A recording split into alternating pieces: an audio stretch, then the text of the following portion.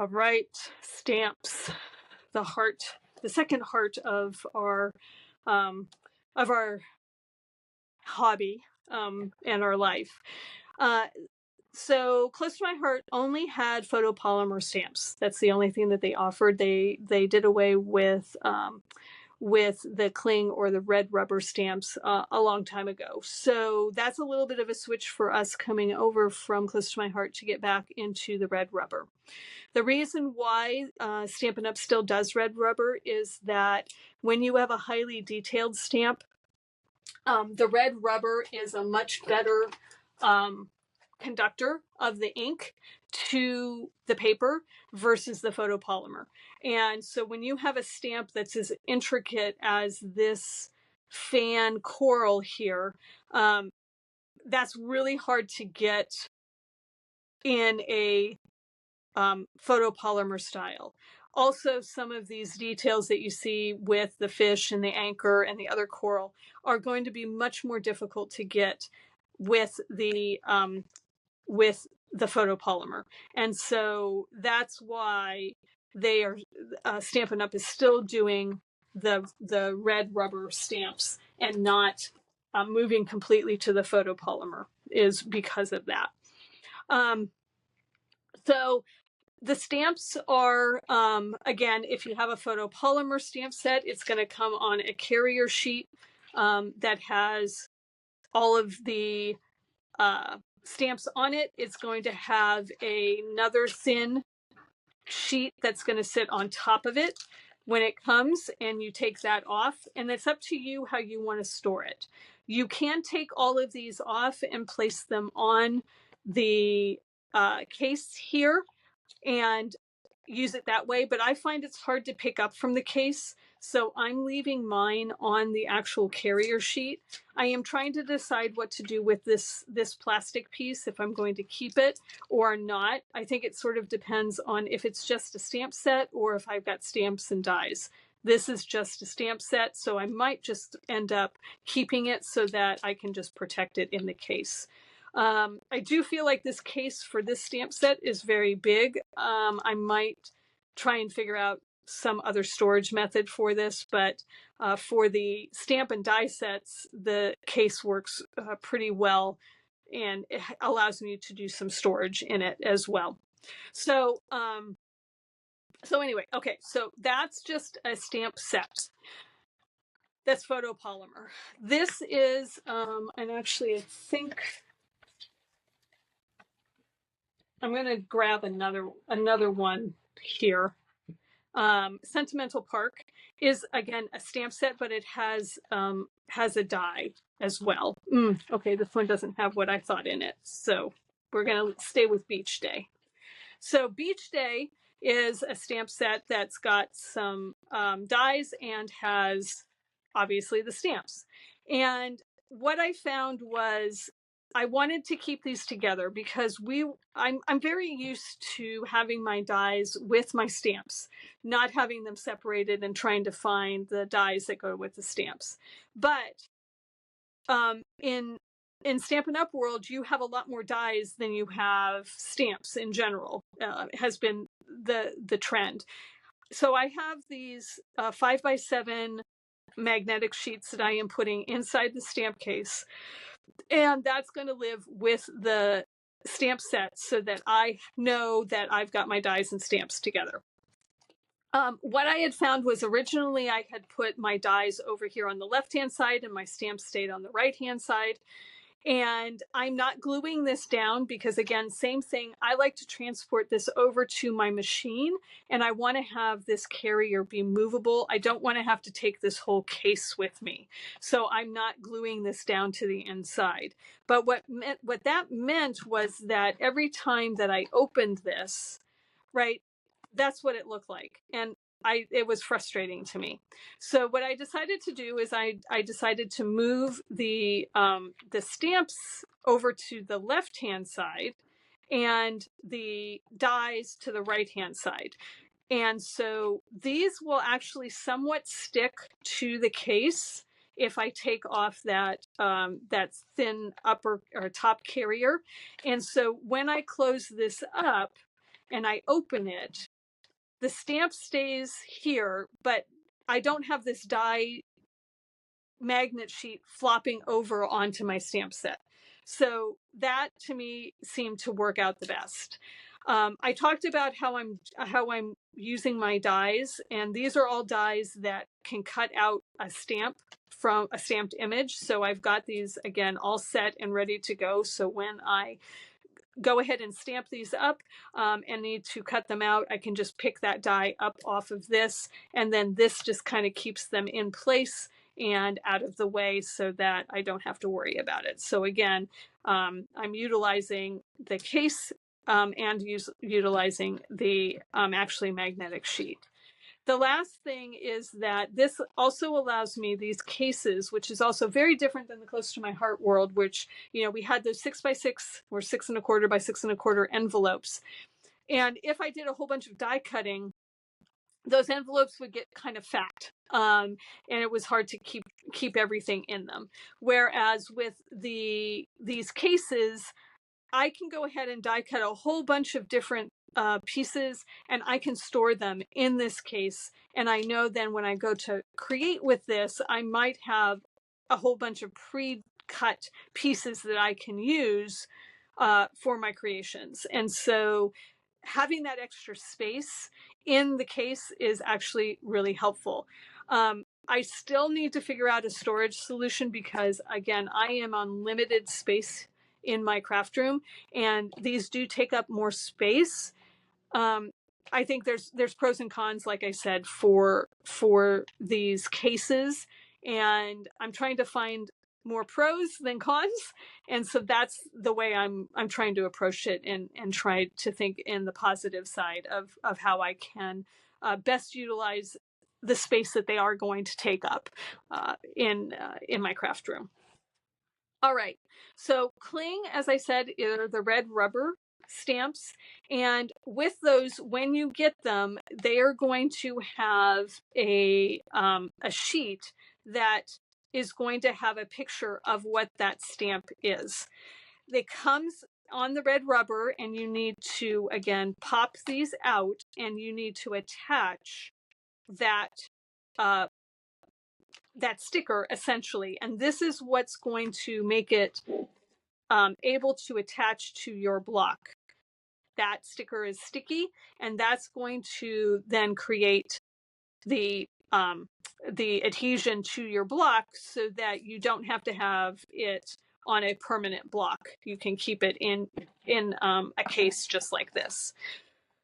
So the thing that you need to do when you get a red cling stamp is you need to apply these labels or these stickers to this stamp set. And there are instructions on how to do it, right? So there are instructions. You're going to pop the piece out of your, and I'm probably going to do a smaller one because I don't think I have a big enough block for that one. So I'm going to pop this guy out, and you're going to, again, separate it from the red rubber. It's up to you if you want to keep this. I know a lot of people do just so that they know that they've got all their pieces back in their in their case when they're done. Okay, so this is the one that I need. So I'm going to peel this one off of this sheet, and I am going to lay it down on my block, the piece that I just came from the backing. So I want to have the sticker piece, the white sticker paper still showing. And on the back side, you can see that that is now adhered to my, or down on my block. Then I'm going to take my piece. I'm going to just make sure everything's good there. And there's two stickers that I need, or two backers that I need to take off. There's the backer on the sticker piece here, and then there's the backer on the cling stamp, on the red rubber stamp. And so you're going to come in and you're going to take, and this does have a split down it, so you can take off each side individually. So I'm just going to come in here and try and grab that and pull that off. And the same with this one. Lift that off like that. And then I need to take the backer off of the adhesive that's on the stamp itself. And then what I want to do is I need to place this on the, I need to place this down on my mat, whatever mat that I'm using, and then I'm going to line this up over the stamp. And this is important because this is going to be your visual guide, because you cannot see through this stamp like you can the photopolymer. So you really want to be careful when you're lining this up so that you are paying attention to the edges and paying attention to where this is sitting. Because if this is off, then your stamping is going to be off as well. So again, you're just going to apply some pressure across it to get those two pieces to meet up. Again, you may want to just come in like that, and then you can peel it off of the backer or peel it off of your stamp block, and now you have it. There is a little bit of overhang of adhesive in some places, and so you might want to trim that up if that bothers you. If not, then you can just leave it. And again, we're going to, oh, this is in there backwards, so we need to flip that guy around. And if you're going to keep the red rubber, again, you might, so that you know where they fit, these just fit right back in here, like that. All right, so on the red rubber cling stamps, one of the things is you can keep this red rubber piece, as I mentioned before, and you can use it as a way to make sure that you have your stamps. But I actually found it was cumbersome. Like, I didn't really like the having to dig these out of the pieces. And with the cling stamps, you don't actually get a picture of the cling images. It's on the front, but it's not actually here. Now, this one's not a bad one. It doesn't have too many stamps, and I'm not so concerned about it. But I just thought I would show you maybe one way that you might be able to keep track of these and not necessarily keep this kind of bulky piece of red rubber in your stamp set. So I just cut a piece of white cardstock 5x7, and I'm using the silicone mat that is available. And the nice thing about the silicone mat is that, excuse me, I need to clean it off, is that you can do reverse stamping with it. Or you can do a mirrored image. And I'm going to just see, that's not cleaning off the way I wanted it to. So let me just grab a paper towel. So what I'm going to do is I'm going to attempt and see how this works, because these pieces are quite large, and the silicone mat is not big enough to cover the 5x7. So I have to sort of play around a little bit with this. So I'm actually going to bring in the red rubber, and I'm going to use my pencil, and I'm just making sure I'm on camera here. And I'm going to just draw an outline sort of where these stamps are in relation to each other on this piece of white cardstock. And I'm not worrying about being precise. I'm just looking for it to be a guide. And then what I'm going to do is I'm going to attempt to stamp in the spot where that red rubber goes. So we're going to start with this bigger piece here, and I'm going to be using my intense black ink, and I'm going to just go in and I'm going to ink up this stamp. And I want to make sure I get it fully inked as best as I can here. And I'm going to put this down on my silicone mat. And I'm going to press. Now, this is a big piece, so make sure you get a lot of even pressure on it so that you can get it onto that silicone mat. So I don't look like I got everything. I didn't get a lot of detail around the side, but we'll see how this goes. All right, then I'm going to take this piece and I'm going to sort of like put my fingers where it should line up with this stamp. So sort of kitty corner from each other, so I kind of know where the bottom and the top are, but I'm also kind of seeing where the sides are. And I'm going to do my best to kind of get this in that position. And you can see I tried on this other side and I kind of messed it up. That's the good thing about white. You can work with it, and then you're just going to press around in that area so that you can get the ink onto that piece. So I am a little bit out, but it's pretty darn close. It's close enough. I can erase those pencil lines and I can make that work, right? Not trying to be too precise here, but just trying to be enough precise that I know where to put these. So then if I grab this piece, let's do this one next, get a bigger block. And we're just going to double check it will fit. It will. So we're going to do the same thing, but we're going to go along the side here. So we're going to ink up this one. Again, making sure that we get a good amount of ink on this stamp.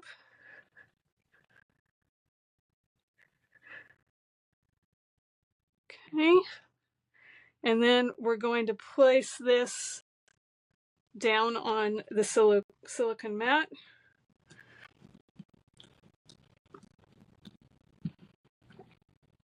Okay. And again, I'm going to sort of try to eyeball where this should go. Like that. And again, it's not, I don't think this is going to be perfect. If you have a smaller stamp set, you can probably get it all on the silicone mat at one time. But that one was actually a little bit better. So that looks pretty good. Okay, so the next one I'm going to do is this one. And again, I'm just cleaning off my silicone mat of the extra ink, just using a paper towel. That seems to work the best. So I'm going to ink this one up. And again, just making sure I give it enough pressure. And I'm going to grab this using my fingers again and just trying to eyeball it. So I'm semi-close, putting some pressure down, lifting that up. Each one is getting a little better. So then I have one more to do, which is this one here. So I have to clean all these guys off, but I'm going to do this last one. Again, same idea. Put that down. And then, again, sort of place my fingers where I think I need it to go. Like that. And lay it down.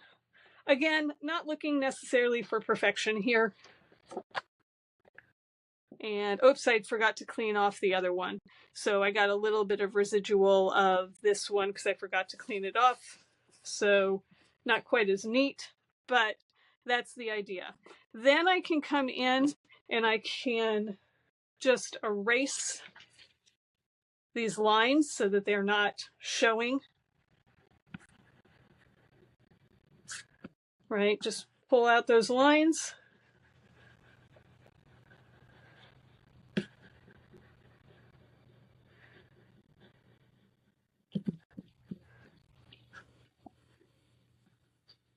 And then I can add this into my case. Pull all these guys off. And I can add this into my case. Let's see, I think it will go in like this. And then once I clean these off, right, I can put these guys down into their spots. And I know that I have all of my pieces there, and I can then pretty much get rid of this red rubber piece as well. So anyway, this was an idea from another demonstrator, another consultant that was struggling with the cling stamps and keeping them in the case, but not keeping the red rubber. She was doing it on the glass mat. I think this also works as well with the silicone mat. I've got to figure out how to best clean this. I think just with water is what I need to do to clean that. But anyway, hopefully that's helpful, and that gives you another idea of how to add to the cling stamp box so that you can identify which stamps are which and which belong in this particular box. These yet, I only have 2 at the moment in my collection of stamps. I don't know how many of them I'm going to buy, but I do like the option of having more detailed stamps. So it is something that I probably will continue to look at, but I think I might be a little bit picky about which ones I actually select. So like I said, I only have 2 right now. I've got this one, and then I've got the Beauty of the Deep because it's a sea one, and I like all the sea things. So, all right. So that is our stamps and how I'm handling the storage of the stamps and the dies together. And if you have any questions on any of that, just let me know down below in the comments.